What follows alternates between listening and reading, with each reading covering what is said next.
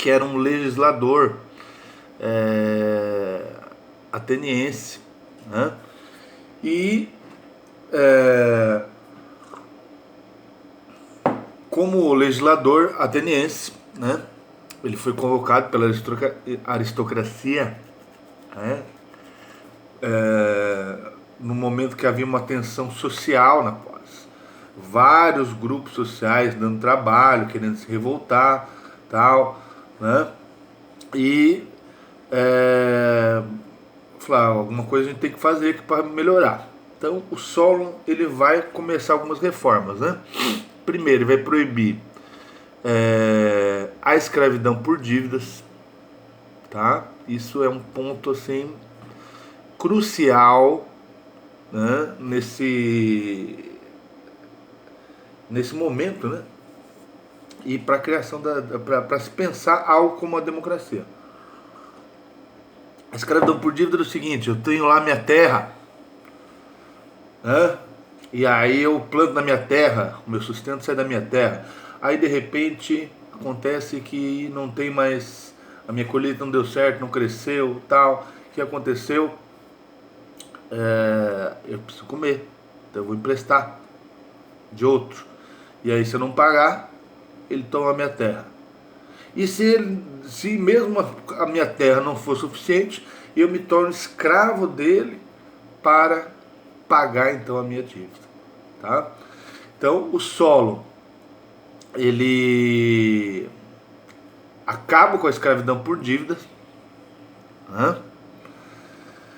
E vai dividir a sociedade por um critério de renda, um critério censitário.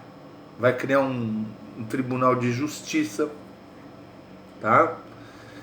E vai começar a pensar aí numa reforma agrária, tá? Coisa que não vai agradar muito os caras que mandam na cidade, né?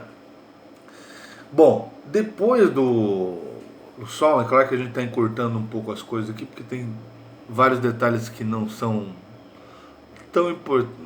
Não é que não são importantes, né? Conhecimento sempre é bom, mas o nosso foco aqui é a democracia, tá? Então, depois do Solon, um outro estadista chamado Clístenes, né? Ele vai tomar o poder do ditador ateniense. Óbvio, né? Uma revolta não é só ele sozinho, né? E ele vai criar um sistema que não está mais naquela oligarquia. Ele divide a cidade em regiões chamadas demos. A palavra democracia, ela significa demos e kratos, né? Demos, povo, kratos, de cracia, governo. Então a gente fala, governo do povo, tal. Mas naquele contexto, o demos não era o povo, todo o povo. O demos era o bairro lá. Era uma parte da cidade. A cidade foi dividida em 10 demos. E aí por isso democracia, tá? Mas de certa forma, como que era esse governo? Era um governo onde todos tinham uma certa igualdade de decisão, tá? A democracia a gente chama de democracia direta, que quer dizer o quê? Todo mundo vota em tudo. O que isso significa? Bom, só para vocês terem uma ideia, se a gente pegasse, transplantasse só essa característica da democracia direta para hoje, vamos imaginar o seguinte: não teria vereador. Porque o vereador ele é um representante nosso. A gente chama o nosso sistema de democracia indireta. Por quê? Porque eu voto no vereador e o vereador vota, entre aspas, por mim, que sou eleitor dele. Nem sempre é assim que acontece, a gente sabe, né, na prática. Mas a questão principal aí é o que? Se a democracia fosse direta, todos os projetos de lei da cidade, eles teriam que ser votados por quem? Por todos os cidadãos da cidade de Londrina. Ou seja, 600 mil pessoas votando. Tá?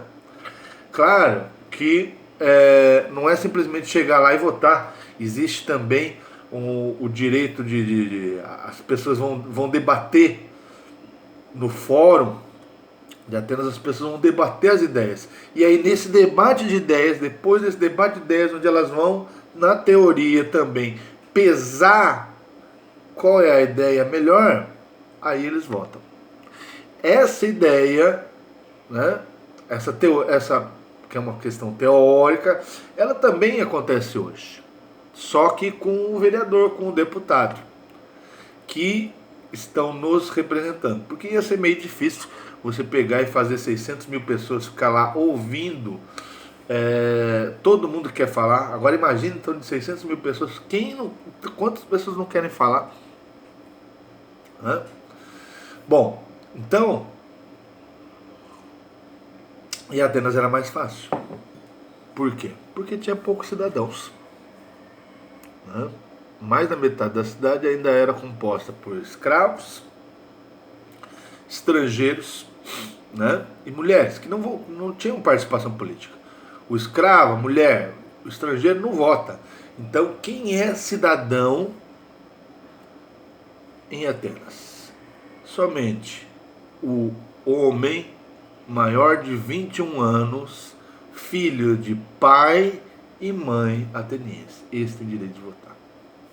Tá? Então, é isso. Mais algumas características, né? Da democracia ateniense. A democracia ateniense, se a gente pensar bem, ela não é tão democrática. Né? Por quê? Porque ela não atinge todo mundo que mora em Atenas.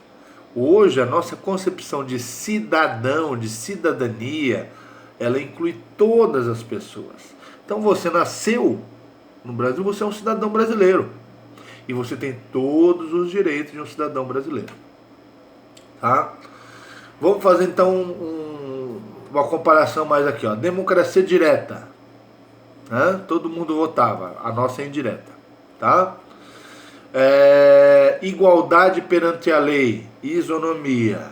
Hoje acontece. Naquela época só entre os cidadãos. Hoje todo mundo é cidadão. Inclusive o Clístenes criou um negócio chamado ostracismo. Que era o seguinte: o cara que estava incomodando, atrapalhando, era contra o governo, a democracia, ele poderia ser condenado a ficar 10 anos expulso da cidade. Né? Então, esse era mas tinha que ser votado também, né? Tudo isso aí. Então, todo mundo vota. Tá?